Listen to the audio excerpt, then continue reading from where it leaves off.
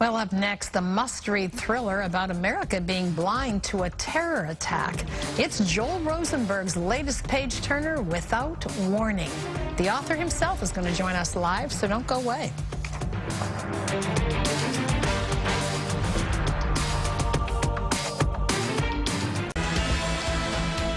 Well, ladies and gentlemen, what about the ultimate horror? ISIS planting sleeper cells in America that rise up and attack the U.S. Capitol. Unthinkable, but maybe not. And Joel Rosenberg, who's been a prophet of a lot of things happening, has written a new book called Without Warning. Interesting, page-turning, chiller. And Joel's going to tell us more about that, but let's take a look. What if the unthinkable happened? Terrorist attacks inside the American homeland by the Islamic State. From New York Times best-selling novelist Joel C. Rosenberg comes his most chilling political thriller yet, Without Warning. Without Warning is one of the must-read thrillers of 2017. One reviewer writes, the jaw-dropping ending alone is worth the price of admission.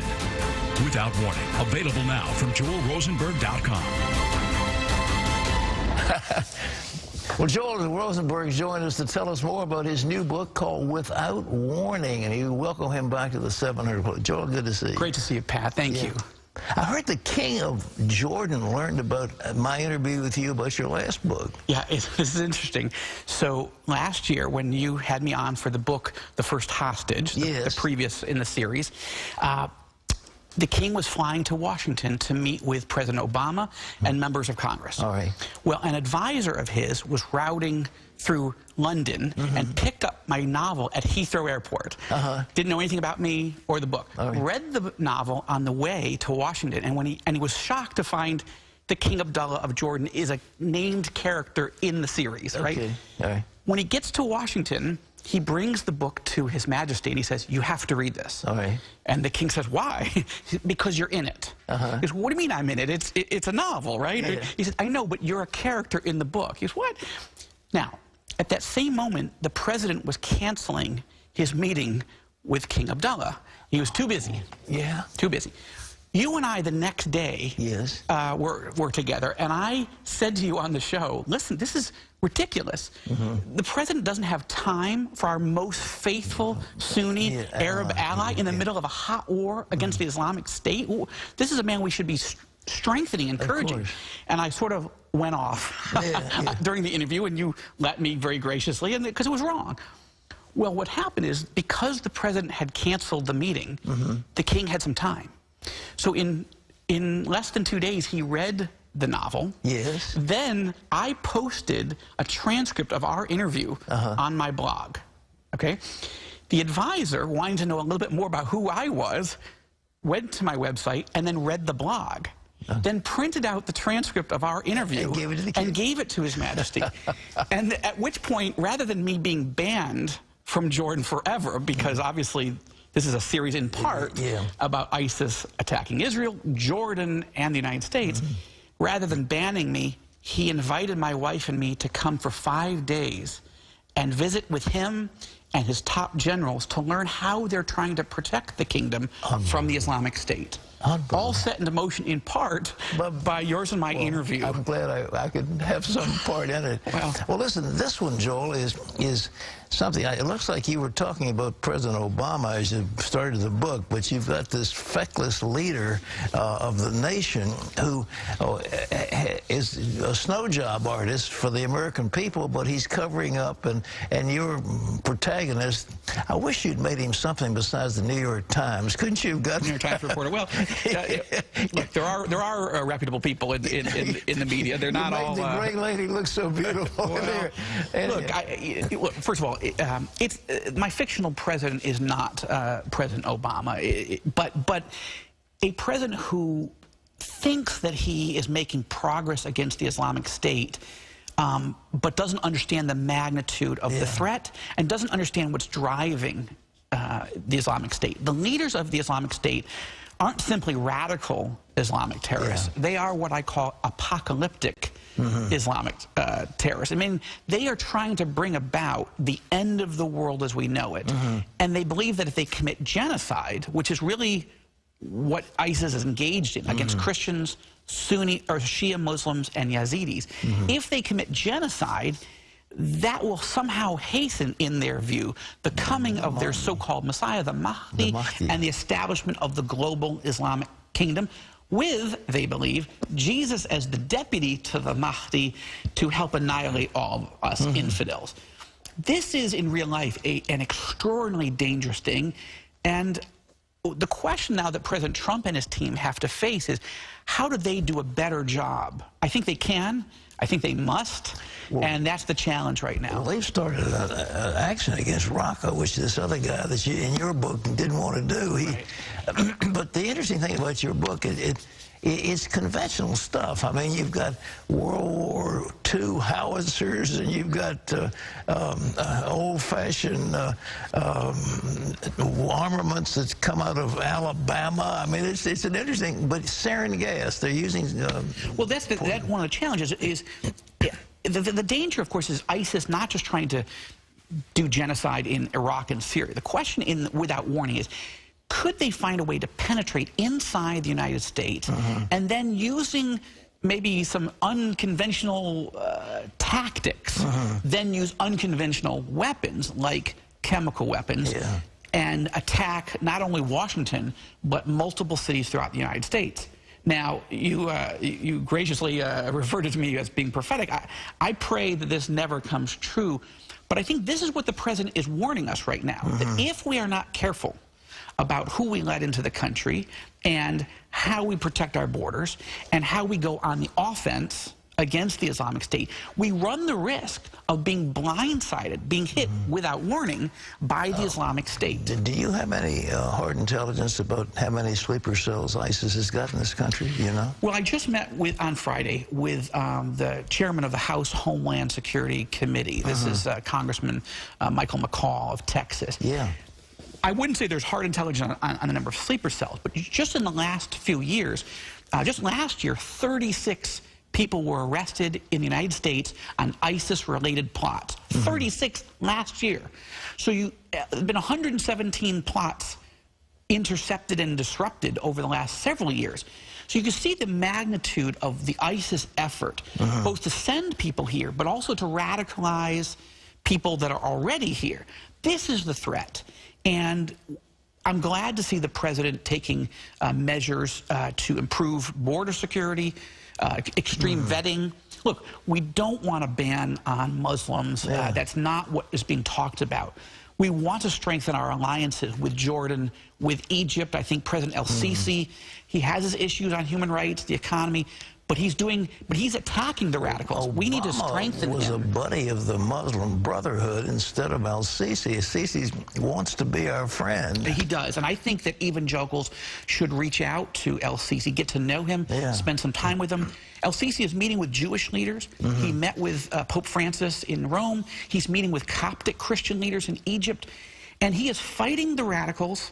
And what's more, he's not only literally fighting them in Egypt, in the Sinai, for example, but he also went to Al-Azhar University in Cairo. This is the Harvard of Sunni Islam. And he told these leaders, the Islamic clerics, you need to reform, you need a revolution in Islam because you're going to face the day of judgment if you continue to encourage this violent, militant Islamism, this sense that you can use Islam to create a totalitarian system. You are going to face judgment. Now, what Muslim leader has ever said these type of things? El-Sisi has, King Abdullah of Jordan has. These are the type of men that we need to work with, as well as working with the Israelis. The terrible thing with the Obama administration is they have turned their back on El-Sisi. They didn't want to help him, and they opened up to the Muslim Brotherhood, which is a radical group. They haven't really helped Jordan to speak up, but as you mentioned, that they stiffed the king when he came to see the president. Astonishing. I mean, the whole thing is just unbelievable. And I think, therefore, President Trump actually has done an amazing job. The national security team is solid. These are strong, experienced people. General Mattis, Mike Pompeo is a friend over at CIA. Dan Coats coming in as Director of National Intelligence. These are strong, excellent people, and they're experienced. What's more, he's asked the Pentagon to put together a war strategy. Well, they've already started sending troops against Raqqa. I mean, they're going after Well, and that's something that we didn't think President Trump would do, was to go into Syria. So that's a new development. Yeah. I am... We'll see how that plays out. I think the first step is you liberate Iraq. We've already made a commitment as Americans that that's an important country, and we put a lot of blood, sweat, tears, and treasure into Iraq. I think we're getting close now to liberating all of Iraq. We're going to need a new status of forces agreement in Iraq. What President Obama, got rid of all of our forces. No, we need U.S. forces on the ground there long term. I don't mean in fighting all the time, but making sure it doesn't become a vacuum, making sure Iran doesn't come and take over Iraq. I'm encouraged to see the president has invited leaders from 68 countries at the end of March to a Washington summit to talk about how to defeat ISIS. But there's one other thing that's important. This president is the first president in history to use the term radical Islamic terrorism. That's right. President Bush didn't use it. President Obama famously didn't use it. But once you use the term, you have both the opportunity and the responsibility to define it. We need to make clear that we're not talking about the vast majority of the Muslim people. I think the studies that we've looked at show that 90% of Muslims are not violent, but you have 7 to 10% who do support terrorism. 10% of 1.3 billion is a lot of people. That's a lot of people. It would be about half the population in the United States. So it's important for the president to say we're not talking about 90+% of the country, of the Muslim world, but we are saying that this is a serious problem, and start to define. We don't mean that all Islam is radical. We mean that those who want to use Islam for terrorism, those are our threats, as and it's a serious Al-Sisi threat. says, the rest of them don't condemn. They don't dare to condemn the radicals. They're silent. They're not out condemning radical Islam. They aren't. Well, I agree that the Muslim world has been very reticent to define this problem. But I was just at the lunch where King Abdullah of Jordan spoke in Washington at the National Prayer Breakfast. There was a leadership luncheon. And he said, we have been too silent. We need to speak out. He said, this is an internal problem. This is a Muslim civil war. He describes these as khawarij. This is a term that means outlaws or criminals within Islam. Now, you can have a whole theological argument. Is this real Islam? Is it not Islam? But if Muslim leaders say, we want to fight it, we need to encourage those men, those leaders, that made their tribe increase, who speak out and fight against these threats. Amazing thing here in this country, there were 1,000 pages in the FBI counterterrorism book that was scrubbed because they took every reference to Islam out. I mean, the Obama people didn't want to mention Islam, radical Islam, or anything about Islam. They took it all out. And the mistake there is Muslim leaders like Al-Sisi and like King Abdullah, they're saying, listen, it's not all Islam, but these are our criminals. These are our outlaws. So this is why this novel is a way of helping people, first of all, stay up all night reading. I want to entertain. I want to, and there's a spiritual journey in this story also. But at the same time, it sort of shows the picture of when you have a leader, when you have leaders who won't take the threat seriously or think that they are, but they're not being decisive. The danger is this threat comes inside the homeland, and then the next part of the book, as you know, I won't give it away, but the hunt for the to take out the leaders of ISIS. It's working with our Arab and Israeli allies. That's something we need to do while we protect ourselves from this book ever happening. And I did say I was with the vice president a few weeks ago, I said, okay, it's all on your guys' shoulders now. You know, I write these fictional books, but you guys need to really get the job done. Well, the book is called Without Warning. You know, Joel, I said at the beginning, I was in Korea with the Marines, and thank you for your service. I served under MacArthur, actually, when he was, I was in Japan for a while, and he was still in charge of things. If we'd listened to him, we wouldn't have this problem today, but it's surfaced on the Korean Peninsula, and it's very dangerous. They've got extraordinary nuclear capabilities. They've got missile, they're launching, and they're aiming at the United States. we wouldn't have had that if we'd done the job. So you've got to clean house on these people. You can't leave them. I was just in South Korea about a year and a half ago. It was my first time. They took me up to the DMZ. We went into those tunnels. We had a chance to look at the forces.